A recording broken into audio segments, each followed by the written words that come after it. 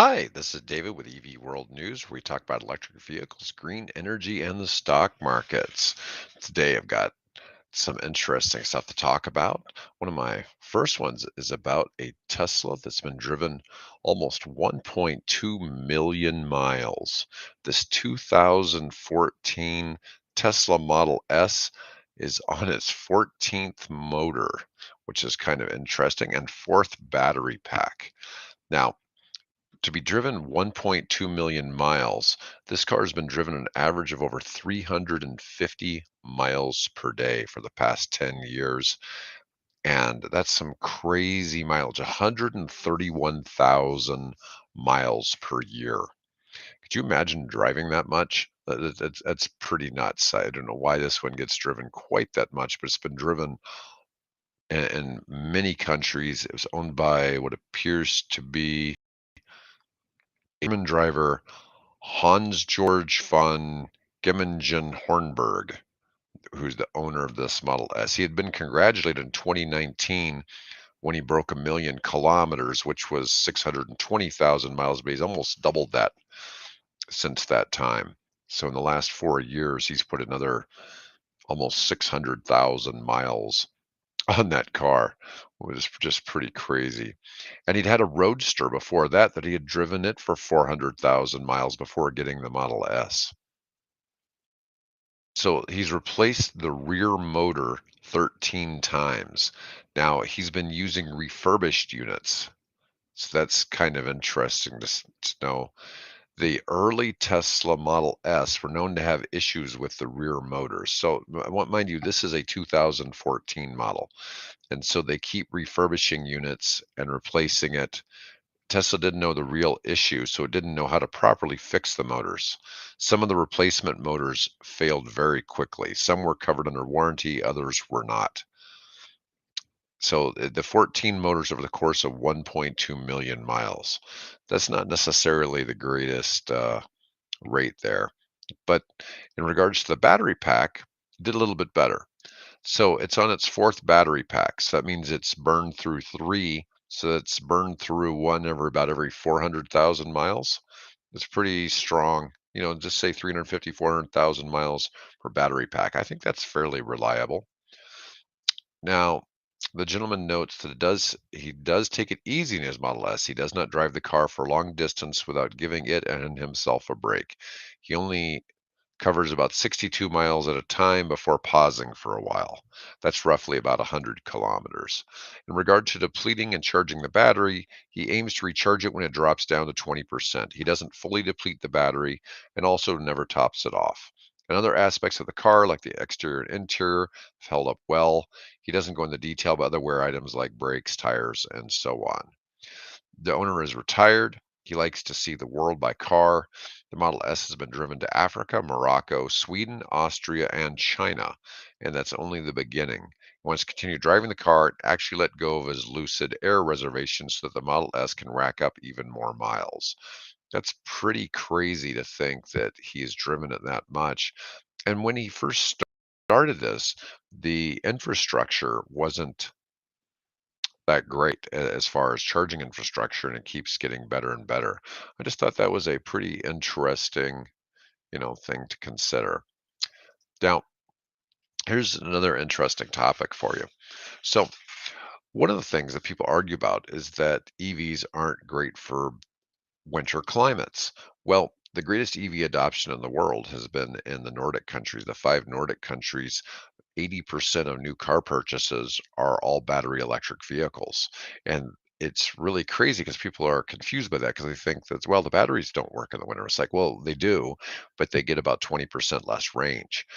But on the flip side, there's a lot of advantages to driving an EV in wintertime. The starters, it's better traction control. EVs tend to have very sophisticated traction control systems to maximize grip on slippery surfaces. They can rapidly modulate torque output to the wheels, which helps greatly for accelerating and maintaining control. When you have a gas-powered vehicle, when you press the pedal, you have lag between when you press it and when it goes to the power goes to the wheels. With the electric vehicle, it's instantaneous. Instant torque. EVs generate maximum torque instantly, which helps in getting moving from a standstill on snow and ice. Gas cars tend to be slower to accelerate in winter conditions. Regenerative braking. EVs can also use the electric motor to slow the wheels while capturing energy, providing more controlled braking in slippery conditions compared to gas cars relying solely on conventional brakes. The car has a much lower center of gravity. Battery packs give EVs a lower center of gravity, which gives them better handling and stability in snowy or icy corners. Their weight also gives a more downward force, improving traction. And the engine heat is not wasted. Since gas cars need to warm up the engine and EV motors don't require heat, an EV's cabin can reach comfort temperature sooner using waste heat from the battery and motors. The superior traction, stability control, and regenerative braking of EVs combine to make them very capable winter vehicles. Many owners and professional testers have been very impressed by EV performance on snow and ice. And it's interesting because you don't really think about this. All I ever hear is hate that the cars aren't any good in bad weather. The truth is, they're much better for driving in snow just because they're better for slippery conditions. Now, one thing here is this may be a little controversial, but 7 lessons from the first year of Biden's climate law. And this is coming from Heat Map. Share this here. Now, it says the Inflation Reduction Act is already transforming America, but is it enough? Now, this is kind of interesting. The power sector is changing. We don't know if it's changing fast enough. Politically, environmentally, no matter how you look at it, the power sector is the thumping heart of the Inflation Reduction Act. Engineers know how to generate electricity without producing carbon pollution using wind turbines, solar panels, nuclear plants, and more. Now, it's interesting they mentioned nuclear because this always seems to get left out of conversations, and I'm kind of a big fan of nuclear.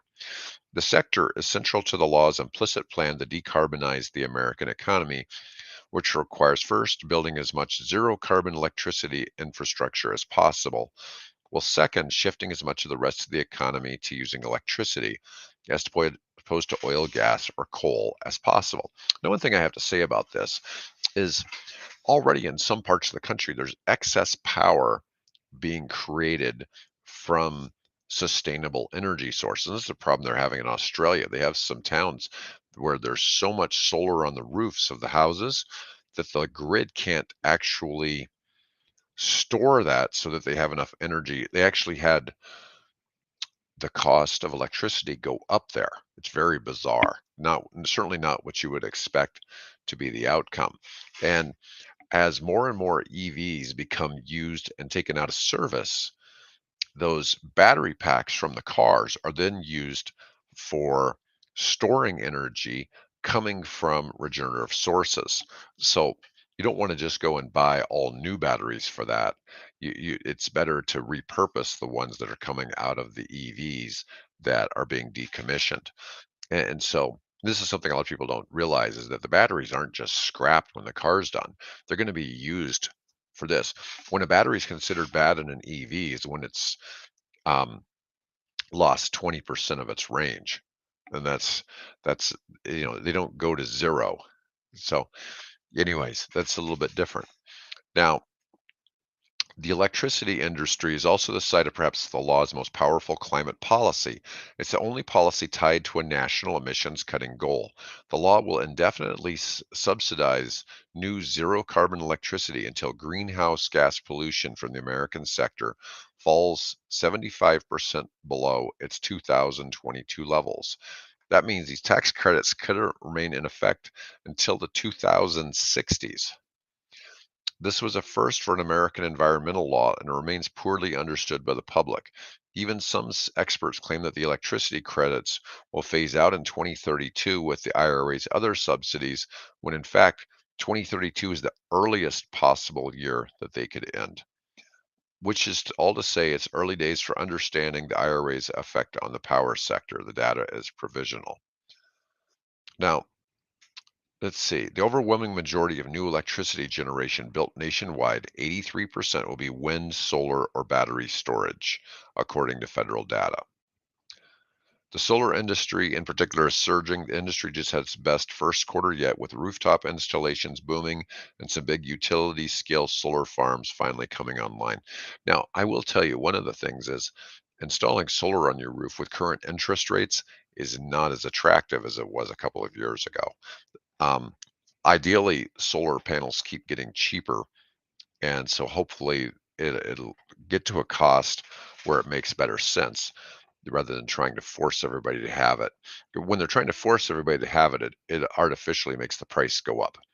And so as when we needed market conditions to be favorable for people switching, it has to make sense that it would needs to get to a point where it doesn't make sense not to have solar if you are a homeowner.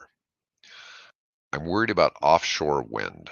This is interesting. Solar can't power the entire grid, and other renewables are having more trouble. To build a new offshore wind project, companies bid for tracts of the ocean floor in a government run auction. Yet many of those bids failed to account for 2021 and 2022's rapid inflation, and some developers are now on the hook for projects that don't pencil out. Well, one of the big problems, once again, it's interest rates. Interest rates make it hard to bring in investment dollars. Electric vehicle and battery manufacturing are booming. Now, this has been the biggest part of the IRA. And what's interesting is I bring this up quite often is that most of the money seems to be flowing into Republican led states. 52 mining or manufacturing projects have been announced, representing 56 billion in new investment. If you zoom out to all of Biden's term, there's more than 100 billion in EV investment has been announced, which will create more than 75,000 jobs, according to the Department of Energy. It remains to be seen, however, whether this investment will produce the kind of durable, unionized voter base that the Biden administration hopes to form. So far, much of the investment has flowed to the Sun Belt, particular to a burgeoning zone of investment from North Carolina to Alabama, now nicknamed the Battery Belt. These states are right to work states with a low cost of living, like much of the states that have absorbed manufacturing investment since the 1980s. And this is quite interesting because whether you like the green policies or not, and depending on what side of the political fence you might be on, the it tends to be the left that's voting for these policies, but it's the states on the right that are embracing these. And it's very interesting because the left leaning states don't seem to have policies that manufacturers want. And so that's been a very interesting thing. Republican governors have seemed to really quite embrace this because they want the win for their constituents. Now, my last topic today, why US drivers may be thinking about EVs all wrong. This comes from the BBC. It's kind of interesting. And Americans have specific expectations for their cars. Do EVs need to evolve to meet their demands, or are consumers' perceptions miscalibrated? Now, in the US, we all have this ideas that things we want have to have this checklist and everything has to check off. And I think that's part of the reason why EV adoption hasn't quite been the same. Like if I buy a car, I want it to be a car that I can take on on a long drive, not worry about whether I'm going to have to charge it or get gas. And the other thing is, I'm going to use that same car to haul my family. I'm going to use that same car to go buy groceries.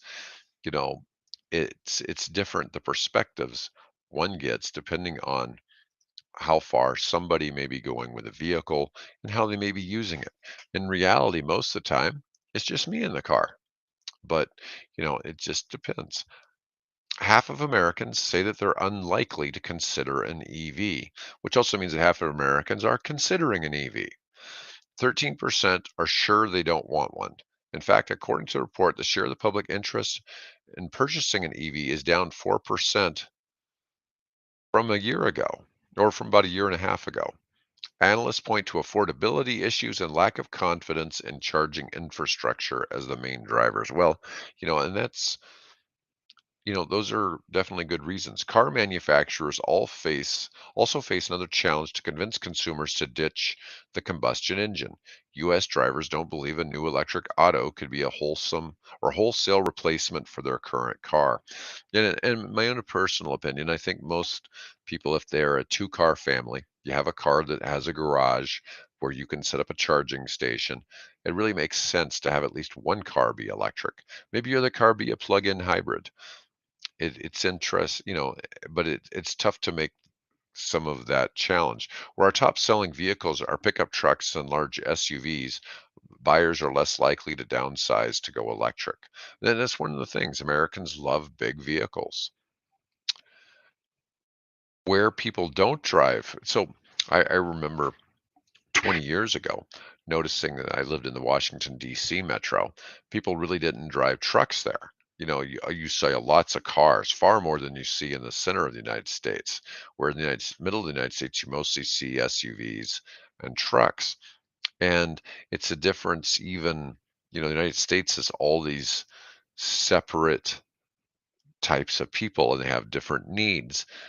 And it like on the West Coast, you see far more EV adoption, but those are places where people were already driving smaller vehicles, and you wouldn't be want to be driving a full-size pickup truck or a Suburban or something like that and trying to park it in Los Angeles it'd just be insane just because of how difficult it is just to park there and go places and things like that.